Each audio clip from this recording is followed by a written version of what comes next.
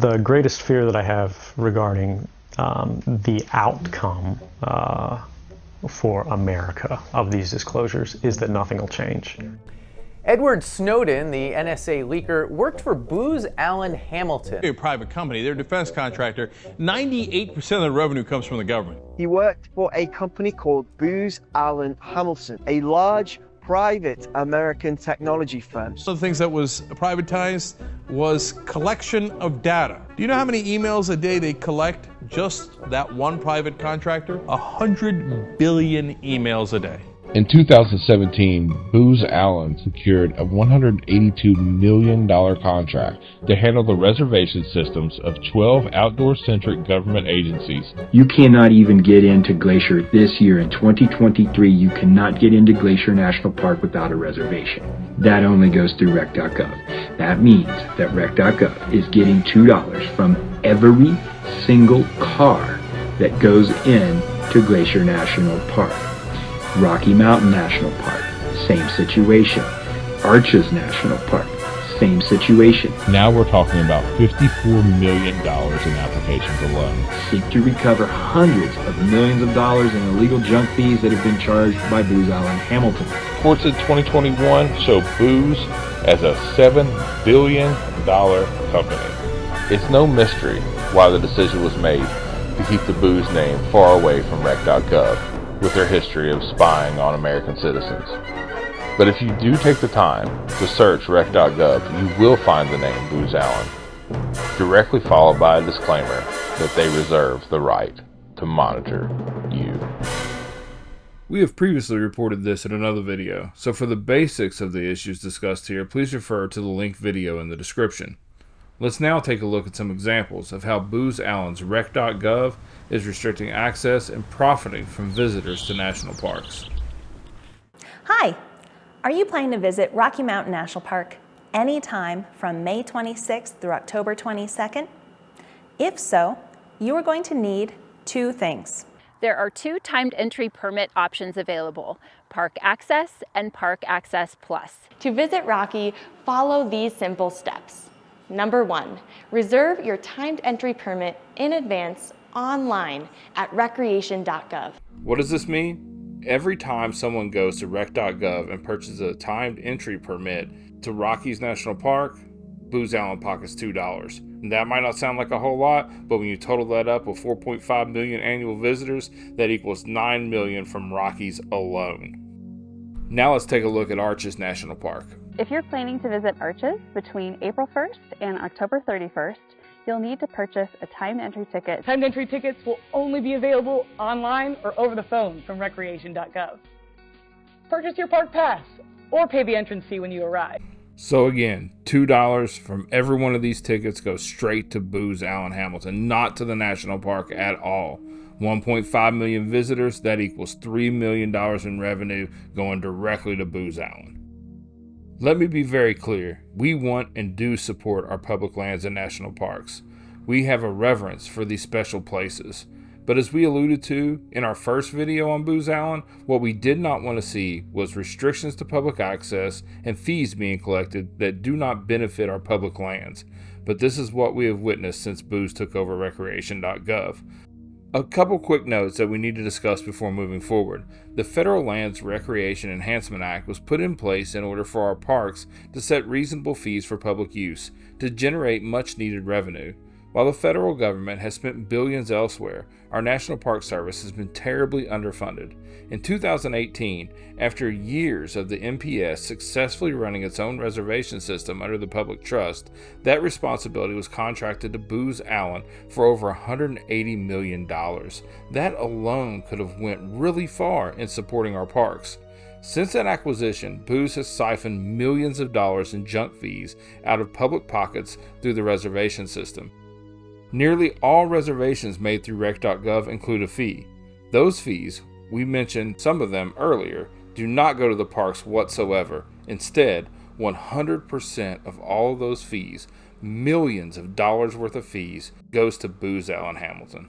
What we have here is a for-profit company forcing Americans to pay them to enter our national parks and public lands. This is illegal. Fortunately, there's been a lawsuit levied against Booz Allen Hamilton, and we're going to turn it over to our friend Todd at YouTube channel Park Junkie to give us more information about this lawsuit. A class action lawsuit, which is moving forward in the Eastern District of the state of Virginia, alleges Booz Allen Hamilton is defrauding American citizens through the application of Ticketmaster-style junk fees on Rec.Gov. So the state of Virginia federal court, the case was filed February 11th. The lawsuit being brought by a firm called Tyco and Zavari. They allege that this case is about holding Booz Allen Hamilton, a multi-billion-dollar for-profit federal contractor responsible for forcing American consumers to pay Ticketmaster-style junk fees to access national parks or other federal recreational lands. Specifically, plaintiffs, on behalf of themselves and all others similarly situated, seek to recover hundreds of millions of dollars in illegal junk fees that have been charged by Booz Allen Hamilton. Junk fees, as used in this complaint, refer to fees that are charged through Recreation.gov and the Rec.gov app and paid to Booz Allen, including but not limited to park access reservation fees, processing fees, reservation fees, permit fees, lottery fees, and cancellation fees. Junk fees does not include any amounts that are ultimately retained by federal agencies instead of Booz Allen.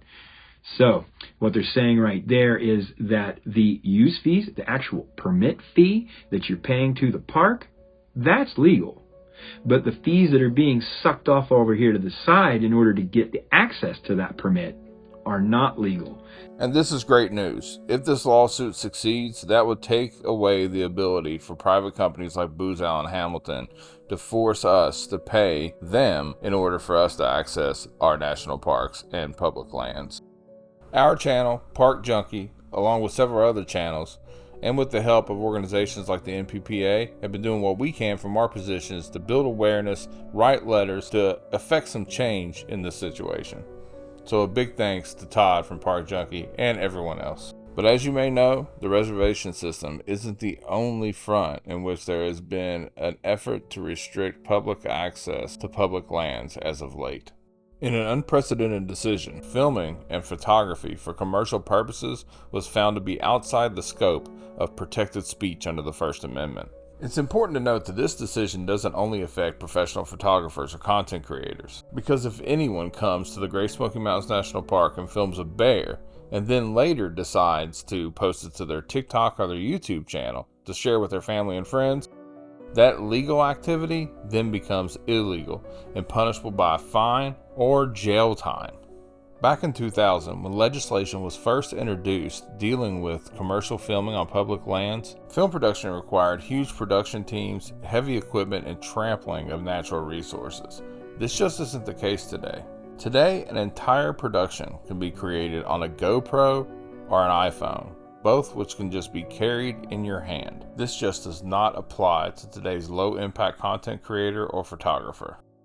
Fortunately, some legislation has been rolled out by the Senate Committee for Energy and Natural Resources. Senators Joe Manchin of West Virginia and John Barrasso of Wyoming have introduced the Federal Interior Land Media Act. This bill seeks to allow commercial filming for low-impact content creators inside of our national parks and on our public lands. Here is Senator Barrasso talking a little bit about it now. Film Act modernizes film and photography permitting on public lands. Gives outdoor enthusiasts the ability to share their adventures without having to deal with burdensome red tape.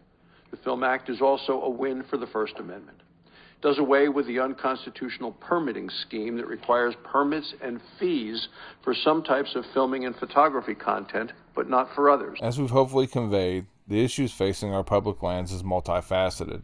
It isn't exclusively about fees. It's also about access. Through timed entry and reservations, thousands of Americans are being denied access to the parks and public lands they support through their tax dollars and other means. Americans are being denied First Amendment rights on public lands. Are some of our parks receiving too many visitors, and are some of those visitors abusing and polluting the land? Sure. We witness this frequently at our home park here in the Smokies. Great Smoky Mountains National Park has seen banner years in terms of visitation recently. It's problematic to say the least, and it's not an easy problem to solve. But is the answer to deny Americans access to their public lands? I hope not. But if it is, I certainly don't want the world's largest spy program at the helm of restricting that access, to choose who can visit and who cannot. What we are experiencing with Booz Allen is not free market capitalism. It is the product of decisions made by unelected bureaucrats to give exclusive contracts to our public lands to corporate entities without the consent of the public. Let us not forget, our national parks are not the king's private preserve. They are owned by all Americans for all Americans to enjoy. We the people allow the Park Service to administer the land. The Park Service does not grant us permission. Our hope is that those of us who follow leave no trace ethics when using our parks help others to become good stewards of our land as well. That we all become more educated on how to use our public lands responsibly. Our fear surrounding this situation is, if those of us who are concerned about the issues presented in this video don't speak up and let our elected officials know that we're concerned, then 10 to 15 years from now, the restricted access that we see in the current parks will be in every park across the land.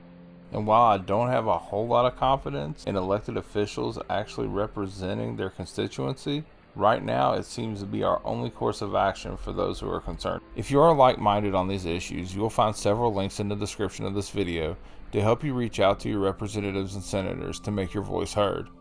These will include links to websites to quickly send a message and letter templates to email. Feel free to edit any of these documents as you see fit. If you are someone who is of the belief that public access to public land should be restricted, that some folks who currently visit our parks on a regular basis should stop visiting, allow me to encourage you. Start with you. Be the change you want to see. As always, thanks for watching, and we'll see you next time. For example, that 100 years from now, the Great Smoky National Park will still belong, in practice as well as in theory, to the people of a free nation. I hope it will not belong to them in theory alone, and that in practice the ownership of this park will not be in the hands of some strange kind of government puppet. I hope the use of it will not be confined to people who come hither on government-specified days and on government-directed tours. I hope that roads, paths, and trails will still be built in the cause of the liberty of recreation and not confined to the ulterior purposes of a war machine controlled by an individual or by an oligarchy.